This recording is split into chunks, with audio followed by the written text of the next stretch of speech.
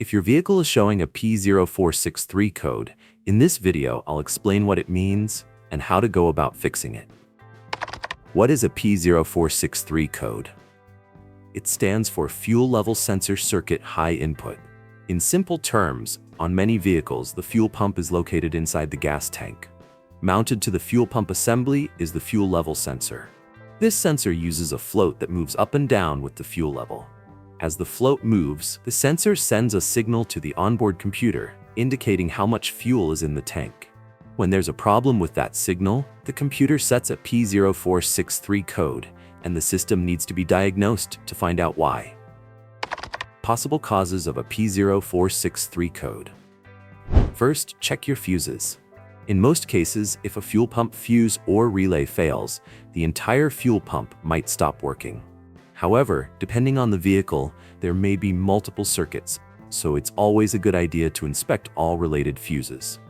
The next and most common cause is a failed fuel level sensor. These sensors are fairly simple. As the float moves up and down, the resistance inside the sensor changes.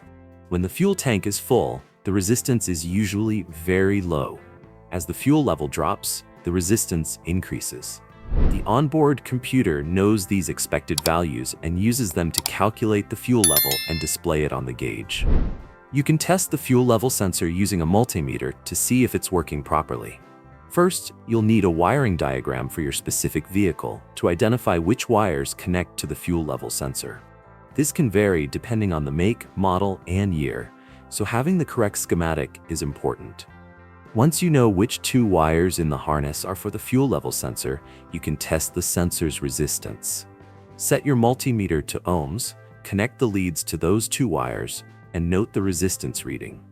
After that, you want to see if the resistance changes as the fuel level changes. As the fuel level goes up, the resistance should drop. As the fuel level goes down, the resistance should increase. You can test this a few different ways. Adding fuel to the tank and watching the reading change is one option. Another common method is gently rocking the vehicle while watching the multimeter.